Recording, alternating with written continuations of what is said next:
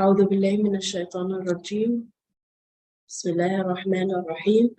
اللهم أرنا الحق حقا وارزقنا اتباعه وأرنا الباطل باطلا وارزقنا اجتنابه.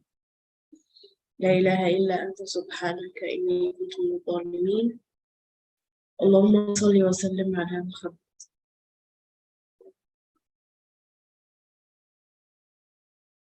بسم الله الرحمن الرحيم.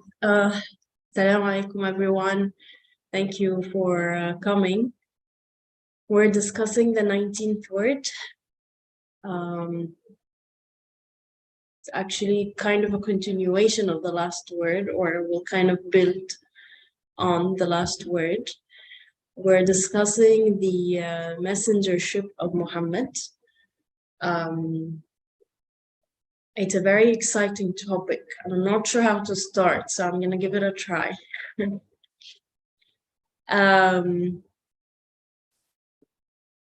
I feel like I want to start with a mindset, the idea of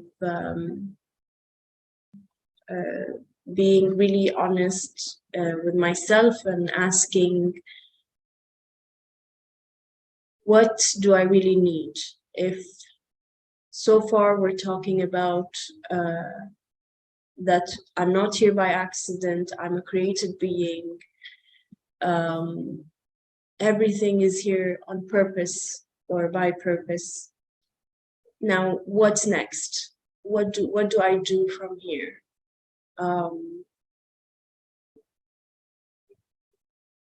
And I feel like the most important question for me will usually is how do I build a relationship with my creator? Do I have to be this extraordinary person? Do I have to be someone special? Or who do I have to be? What kind of relationship am I looking for? How do I build it? And who can I trust to show me this kind of relationship? Or basically, who can show me the building blocks of this relationship? The discussion on Muhammad is very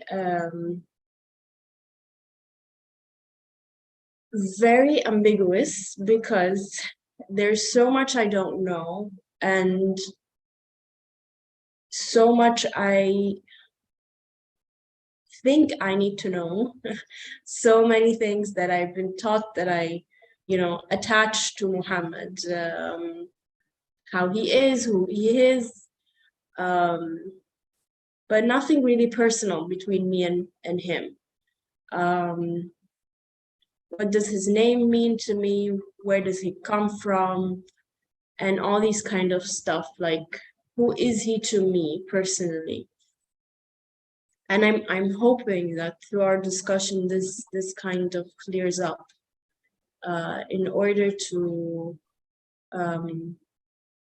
not treat Muhammad as someone who once existed, or someone I think I should think of as a good man, but who is he really to me, and what am I looking for in him? And I guess why would I take up the recommendation of following him at some point? So this is where I'm coming from. This is my mindset so far. And thankfully, we have a reading to guide us through some of these questions. And we have each other to reflect and discuss and maybe even come up with more questions. All right, let's begin. At any point you want to share, let me know, please. Okay. I could not praise Muhammad with my words. Rather, my words were made praiseworthy by Muhammad. All right. And I won't say much anymore. Let's go on. Yes, this word is beautiful, but what makes it so is the most beautiful of all things the attributes and qualities of Muhammad, peace be upon him. Okay, interesting for me that he identified that this word is beautiful because, I mean, the first thought that came to me, I was like, isn't every word beautiful? What's so beautiful about this particular word? And what makes the attributes and qualities of Muhammad so beautiful? Also being the 14th flash, this word consists of 14 droplets.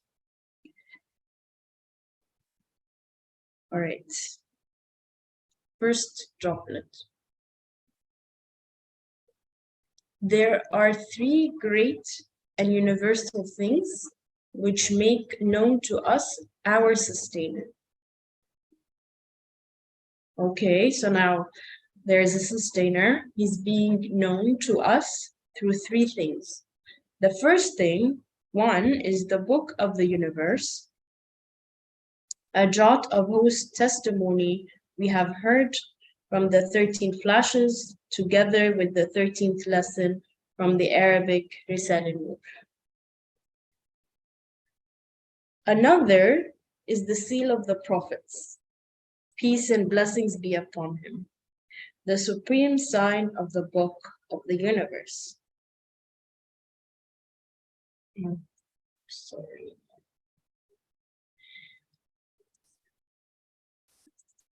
Right.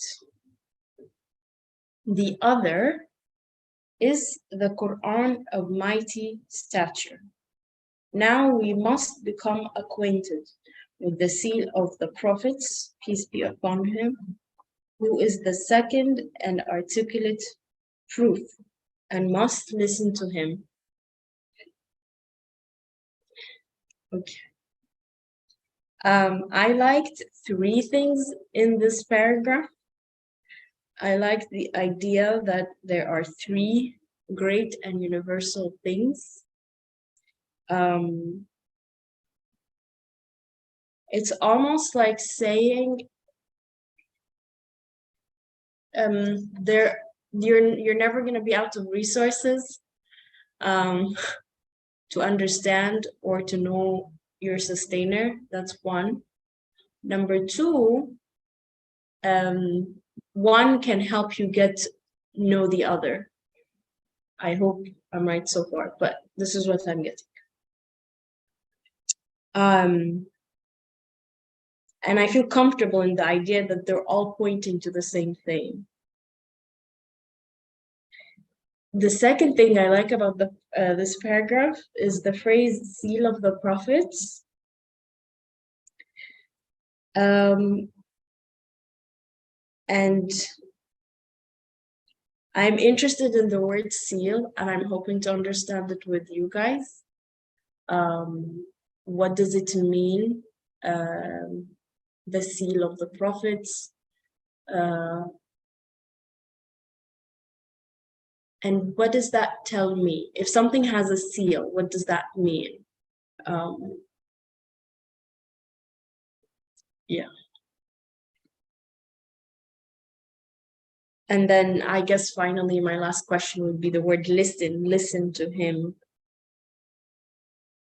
What's the, I know the word listen, we know what it means, but kind of like if I would identify what it really means, what does that mean? Or at least to me.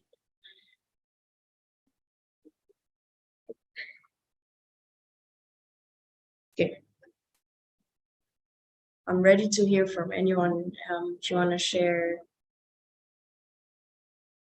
your reflections. Go ahead, Brother Ed. If no one is, I have some notes from the very beginning, the very title of the text we are reading now. Can we go up from the very beginning on the screen? Yep, the 19th word. This word is beautiful. You marked there exactly. But what makes so beautiful? Why? is the most beautiful of things, the attributes and qualities of Muhammad?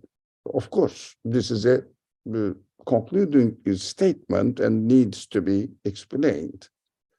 And we are going to read the explanation and see whether is it really word is beautiful, but the qualities of the, Muhammad makes it even more beautiful.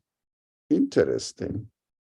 So we have studied that on the 18th word, the last section we read, previous section, that we understood, we are expected to understand that if the universe is such like this, as we see, it must be meaningful. And I must understand that a meaningful thing must be given existence by a conscious being. Otherwise, anything which doesn't have consciousness cannot give meaning. So if it is meaningful, the source of existence of this universe must be a conscious being and deliberately arrange this universe in a meaningful way. If it is meaningful, we understood, it is beautiful, it is designed perfectly, and everything has given existence for an unimaginably perfect arrangement, purposes, etc. So how can I understand what is going on in this beautiful, perfectly arranged universe? And given existence, what does the meaning of existence of this universe and therefore meaning of my life, my being on earth? And the author said, yes, the creator have demonstrated all these beautiful things and giving qualities to human beings to respond to this beautiful, perfect, purposeless creation and communicate with it and understand that the owner of the universe is really introducing himself to me, etc. And then this communication between me as a human being and the creator of this universe. So this communication between a created being, a human being, and the creator of the whole universe must be as perfect as the universe itself is perfect, and the human qualities are perfect.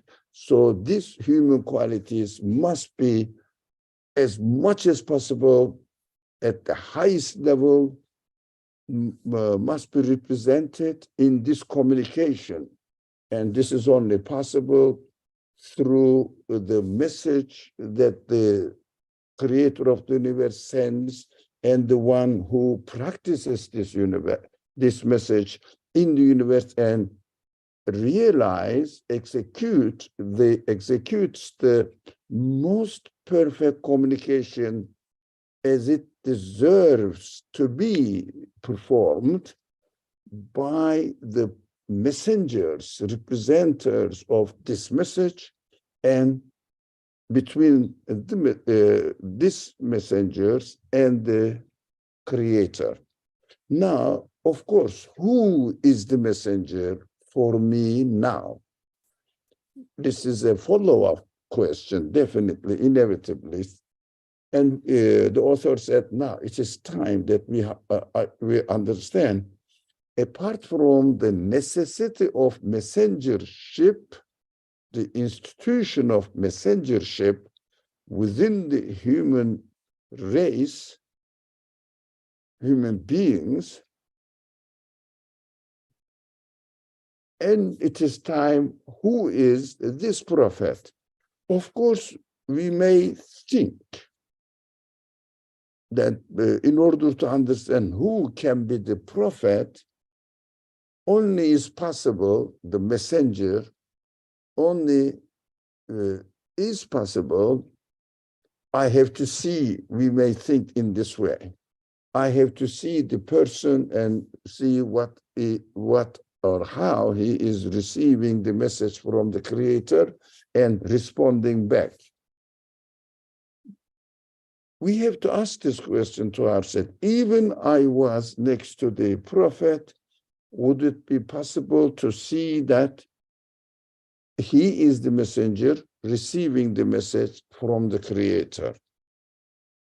We know that it is not a physical relationship, so we cannot really understand and we cannot really guarantee that he is the messenger because I've seen him receiving the message. Of course, no one can know.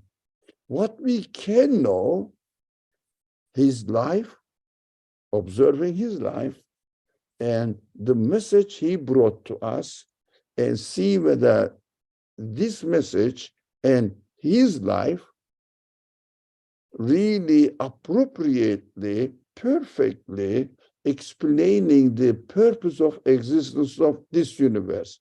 So, in order to understand who is the prophet, I have to see what the universe's message is to me and how he introduces himself to me and which kind of message he brought, and this message really appropriately, perfectly explaining the message of the universe and giving a guidance to me, saying, look, this guidance is really speaking to me. Look, this universe demonstrates that its creator has such and such and such and qualities. And I don't know the purpose, but I'm seeing there must be a purpose. And what is the purpose of existence? I have no idea. Here I am, I don't know. Yes, my existence is perfect, but I don't know. There must be a conscious being who gave existence to me, but why did he give? I don't know. So I see the message, and the message says, the purpose of existence is this, the qualities of the creator of this universe is this, and he introduced himself to you in this way. I look at the universe and see that really what the message says, universe also confirms it in its existence. I see the correlation between the message and the universe and come to my sense. I say, this is the perfect way of living in this world, but I don't know how to practice it. How can I behave? I see the one who brought the message, the messenger, presents it in his life and demonstrates it to me as the messenger and practices it in his life. And I see that the human qualities are the best way operating in this, under the guidance of this message he brought. And I feel comfortable within the universe as I am living a transient world. And although I know one day I'm going to lose everything in this life of the world, but it is meaningful to have lived in this world. I will say, yes, that is why I am here. That is why I am dying. That is why I am giving all these opportunities to practice my free will in order to keep my conscious communication between me and my creator.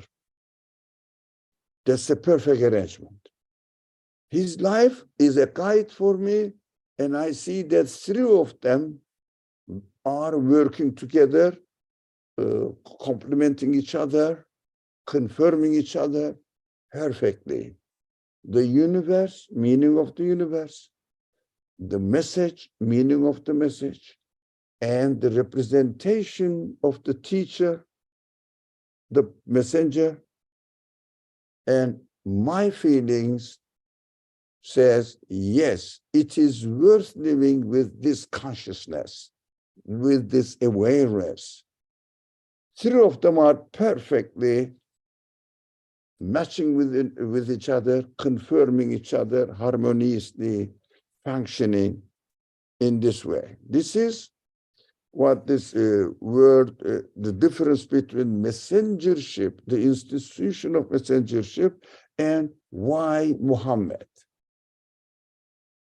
is the messenger. That is how we should understand. And so we are not living with the prophet now. We have to look at his life and all the narrations, historical narrations about his life. It is common in Islamic literature, hadith narrations from the life, some spots of his life narrated to us, and they are all available for me. When I look at them, when I study them, I understand that his exemplary life, I should have understood that his exemplary life is confirming the message and the universe, and it doesn't, all this exemplary life of the prophet doesn't contradict my human feelings. I don't say, no, it shouldn't be in this way. It doesn't really confirm my feelings. I should be very comfortable. That is how we are going to study, inshallah, the prophethood of the messenger Muhammad. So we can come down a bit more. Yeah. For the moment, I understood this much, and if anybody else wants to share his idea, her idea, I will be happy to hear, inshallah.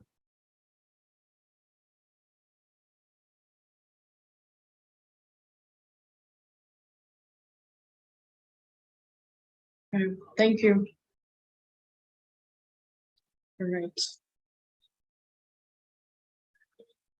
The reading continues to say, yes, consider the collective. Excuse me. Seal of the prophet. I think.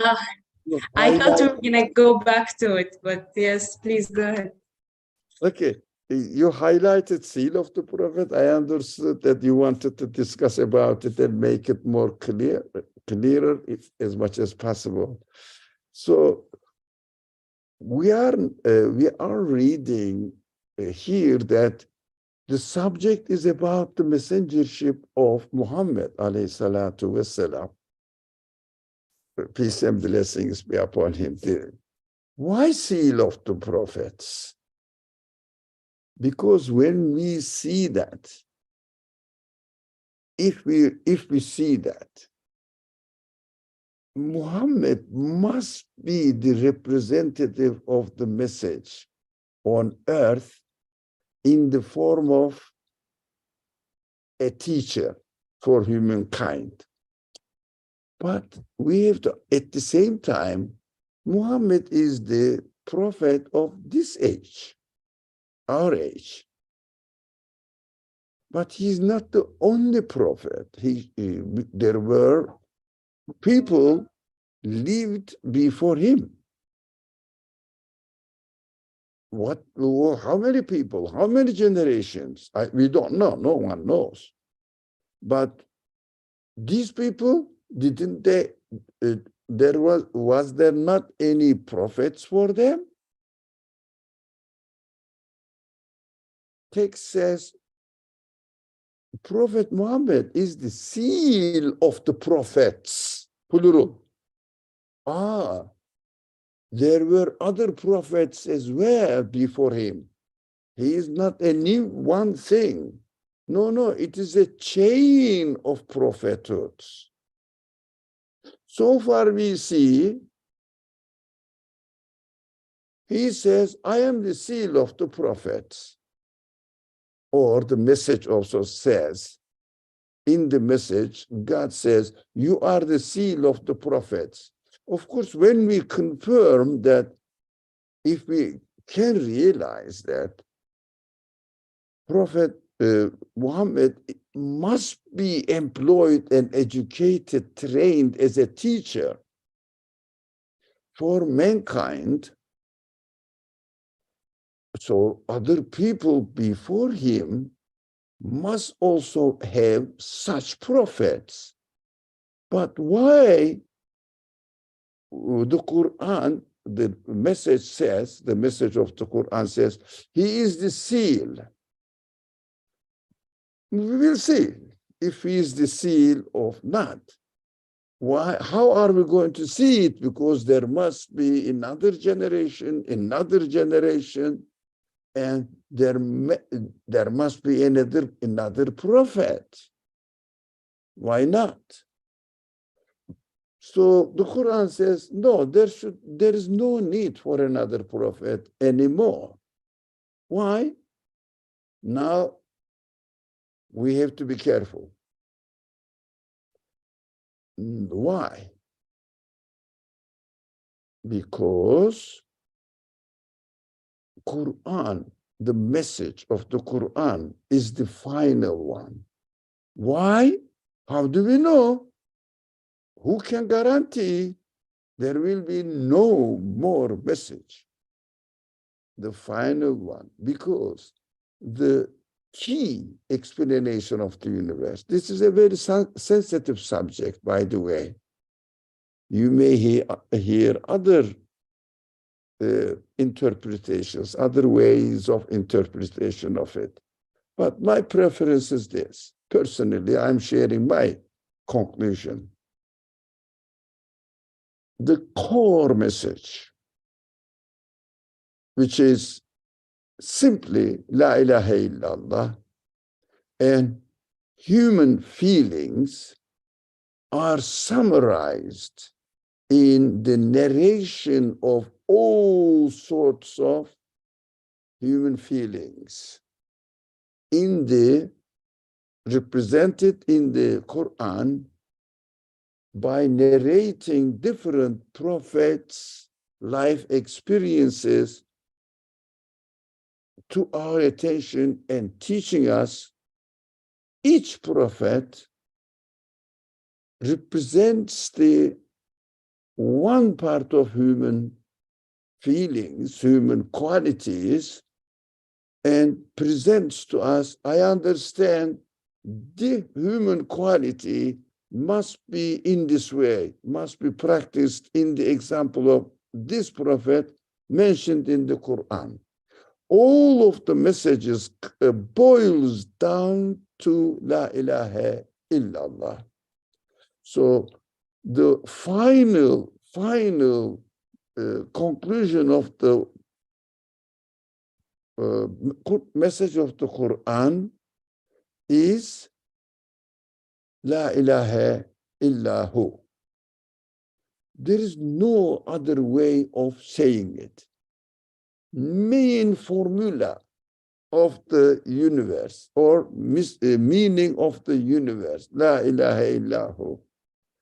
They say there was a physicist said all the formula of the universe is mc square something something. No, that's it.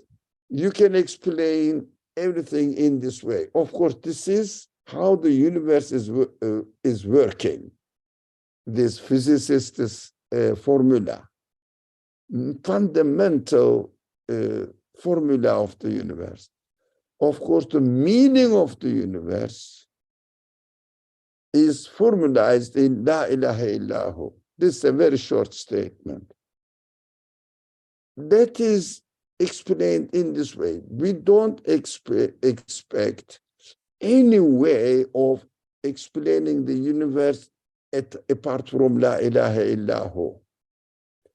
People may claim they have free will, they can say anything, but we have to look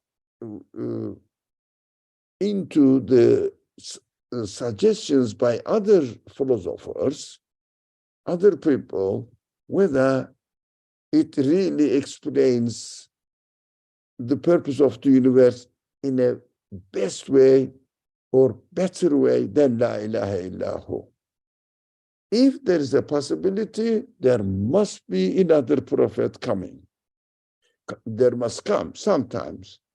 On the, another aspect of it, the message of the Quran is not really available only in one town, in one among one certain people. Now the message of the Quran is everywhere. The message of the Quran is impossible to get lost anymore. For example, available Torah, available Bible, it is not possible now that they will be lost anymore. Quran is so, but Quran corrects what was wrong or somehow, I wouldn't like to say this corruption, but somehow changes, nationalization is going on there, making the message to a specific people, but we see that the Quran's message is universal, not for Arabs, not for only the people who identify themselves with Islam and saying that we are Muslims.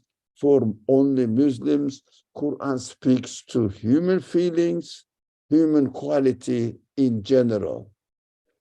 In this way, we understand that everywhere you can find the Quran the same, and it is available everywhere. It is no way to get lost. As long as La ilaha illahu is correct and original text is preserved, this message doesn't need another message to update the purpose of the existence of the universe. Practical side is open to for updating, practical side. But theoretical explanation of the existence of the universe is clear, finished. Universe's order doesn't change. Human feelings, human qualities, human intelligence, consciousness doesn't change. And the message explaining the purpose of this existence should not be subject to change, because it is not local. The way the universe is created is stable, doesn't change. Although it is changing, but the way it is changing, it does not change. And human feelings are the same, although we receive some other outside influences, but every baby born with the same quality of human side. Excuse me. Human feelings are the same, but I may develop in another way, you may develop in another way, but at the end, a new baby is born with the same qualities. If you understand this, we can feel comfortable about the reality that human feelings doesn't need to be changed anymore, and it doesn't need change. So we understand that human body may adapt itself. It is the wisdom, because immune system within the body adapts itself to the environment. That is body functioning, biological matter. It is not spiritual matter. Spirit doesn't adapt itself according to the environmental influences. If someone does not realize, if someone doesn't realize that I am not body, doesn't realize the reality that I am body materially, but it doesn't make me a human being. What makes me a human being is my spiritual qualities, my human intelligence, consciousness, feelings. But if someone doesn't realize this and reduces human being to body only, they may say body adapts itself to its environment, so we are changing. Quran says your body is your animal side, but I have given you another quality which makes you a human being. Like I have given another quality which makes a cat as a cat. Given another quality to a dog, it is a dog. I hope I could explain this. Human beings are given qualities and makes me a human being separate from a dog and a cat and other animals, other plants. So this human side doesn't change as cat doesn't change and become another type of cat in its cat qualities. But body-wise may change. It is not my concern because I don't identify myself as my body. Quran does not identify human beings as body. Universe speaks to me as my spirit. Universe doesn't speak to my body. But my body doesn't understand, cannot communicate with the universe. My feeling, my consciousness communicates with the meaning of the universe. For my body, it's an animal being. I eat, it gets its energy and dies at the end. That's it. That is its field. My spirit is completely different from this matter. So, seal of the prophets, one side refers to all other previous prophets and reminds me the chain of prophethood. The other aspect is the message of the Quran is universal. Another aspect of it, the third aspect, this message is not possible to get lost and to be changed in one way or another because it is universally spread. And the fourth aspect, the content of the message is so finalized, there is no way to explain the reality of creation in the best way than La ilaha illahu, which is the fundamental teaching of the Quran. So Quran says this is the final. So either you understand La ilaha illahu and confirm it, there is no other way of understanding your purpose of existence, so that I don't need to give you another guidance.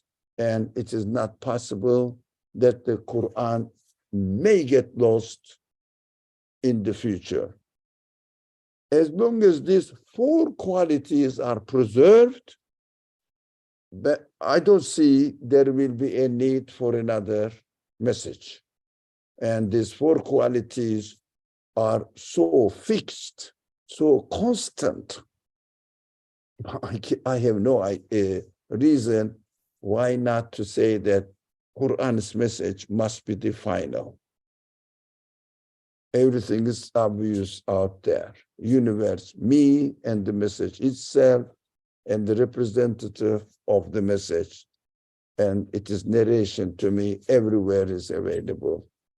That is this very difficult subject. Why the Quran presents the Prophet Muhammad as the final? What is the matter? What is the significance of it? Whether it is the final or not, it means if I say it may not be the final, I should feel that there must be another way of the best way of or better way of explaining the purpose of existence of the universe and existence of the existence of human beings. If there is a possibility and the claim of the seal of the prophets can be challenged. Of course, if someone comes up with another possibility, then we say, and if it makes sense to me more than what La ilaha illahu does, then I say, you cannot believe this phrase, the seal of the prophets. I couldn't find it. If anybody found it, I will welcome this idea and say, okay, this is wrong. Otherwise, I believe this sentence is correct. Thank you very much.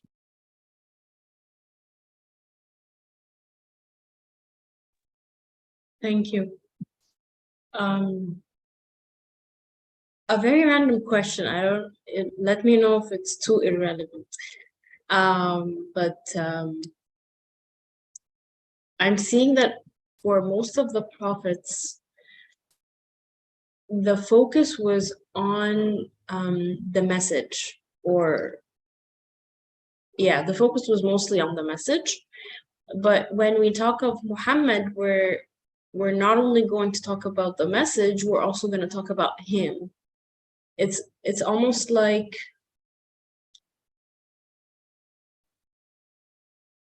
the message is important. What he's saying is what everybody else before him has said, but also there's something about him that's worthy of noticing or understanding. And I'm not sure, I feel like that's not the case for all prophets. And I don't know if I'm right, but I feel that that's the case for just Muhammad. Well, I don't think there is just Muhammad. Okay. But it is together with the message and the representation of the prophet, because what makes Muhammad is a significant person because his practice of the Quranic message.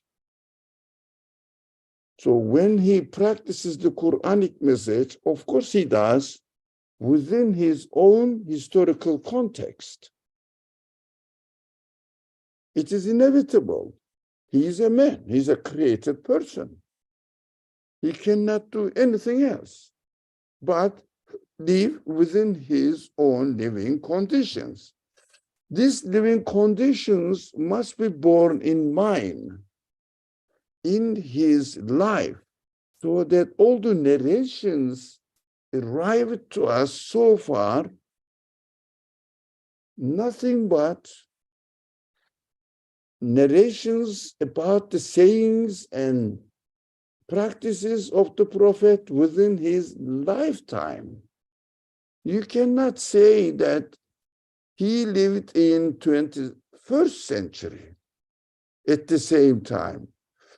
What does it mean? According to the message of the Quran, a person lived within his time and practices his message within these living conditions.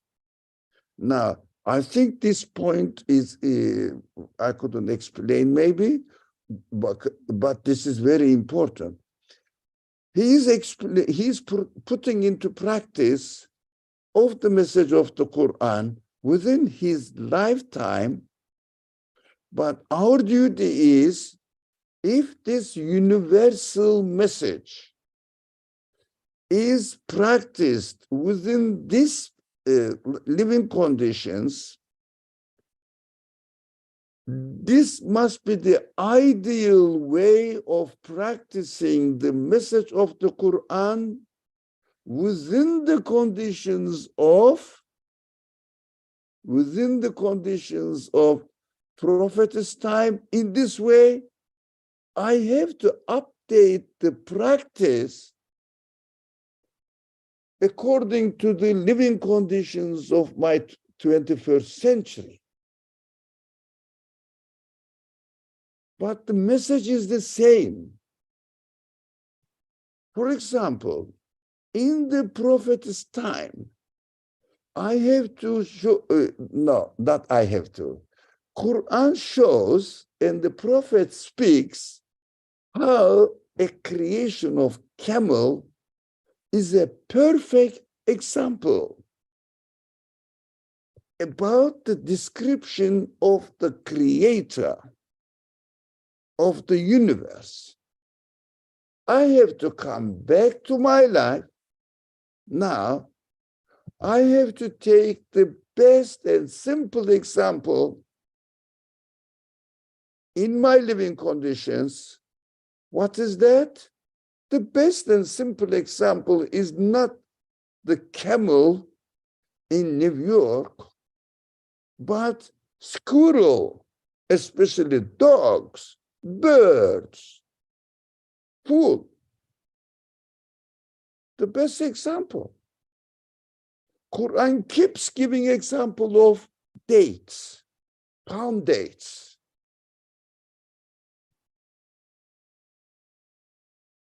I say that one, at that time, in the living conditions of the Prophet, dates, palm dates and dates for eating as a fruit was the most famous plant and fruit. Quran teaches me that I have to give the most famous plant and fruit in my environment.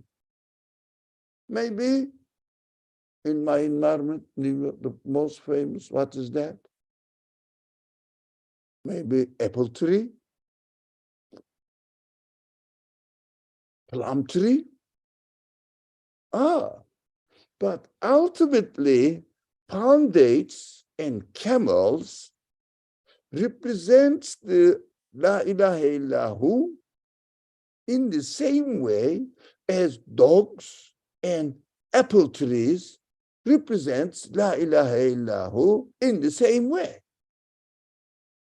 So I understand this living conditions of the Prophet's time practiced the message of the Quran in his life and by the Prophet also. I have to take it to my living conditions. What is not changing? Examples are changing, but why I am giving the examples does not change. La ilaha illahu. So I understand that this message is still living, and this message doesn't need to be changed. This message doesn't need to be changed, so that rather than talking about date palms or palm dates, whatever, not date palms or palm dates. I got confused now. Date palms, and I need another message which will talk about apple trees. I don't need that. I understand I am a human being. I have been given intelligence. Why? If the message La ilaha illahu is not twisted, corrupted, for example, saying La ilaha illahu, who is the Rabbul, let's say Arabs, not Rabbul Americans or Germans, there is something strange. Who is the Lord of Germans then? Or British people then? There is a problem. This is corruption. This is something really human-made. But we understand that whoever created a certain person must be the creator of another certain person. So whoever created a person in the race of somewhere must be the creator of a person in Russia, in Moscow. Why? In the way that they are coming into existence is the same. The quality of human beings is the same. So there is a corruption. But in the Quran and the representation of the prophetic message, there is no such corruption.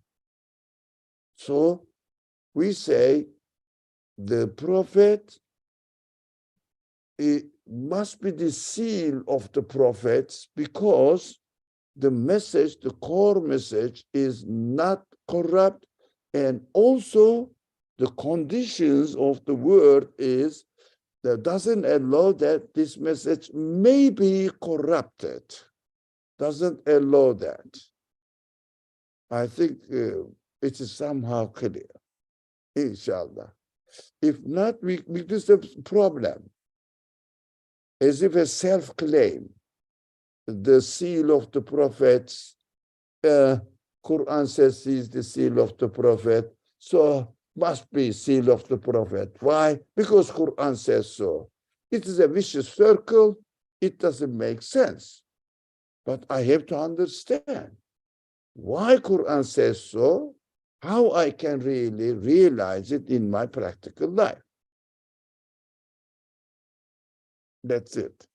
If you like, there is another question, etc. We can talk. We should talk. These are fundamental matters. We should be clear about it.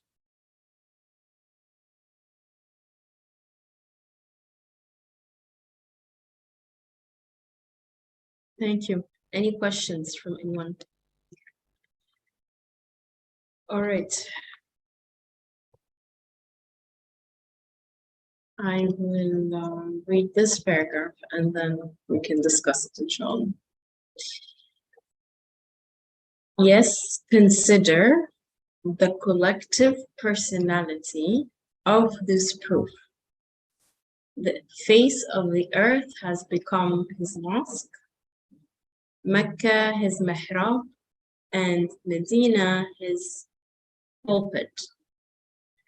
Our Prophet, peace and blessings be upon him, this clear proof, is leader of all the believers, preacher to all mankind, the chief of all the prophets, Lord of all the saints, the leader of a circle for the remembrance of God, comprising all the prophets and saints. He is a luminous tree whose living roots are all the prophets, and fresh fruits are all the saints, whose claims all the prophets relying on their miracles, and all the saints relying on their wonder-working confirm and corroborate. For he declares and claims, there is no God but God,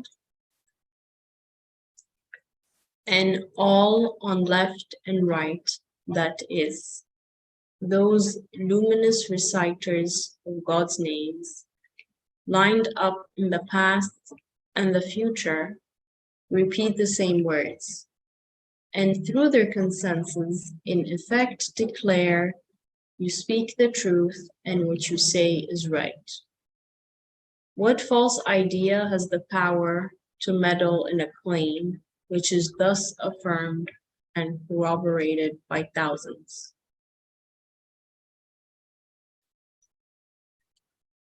I just noticed the time. So we'll probably not be able to go through the paragraph.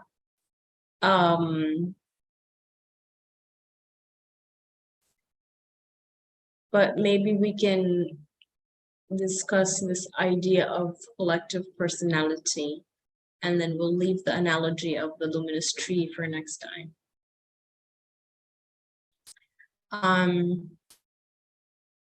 I highlighted it because I thought it was important to notice what a collective personality may mean. For me, I understood it as, I think it's very similar to the idea of the seal of the prophets, that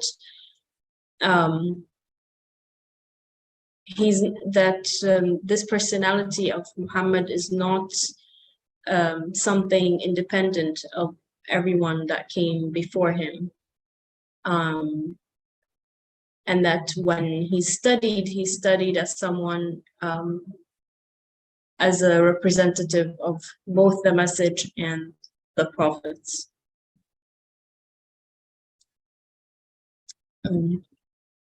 Any other understandings here?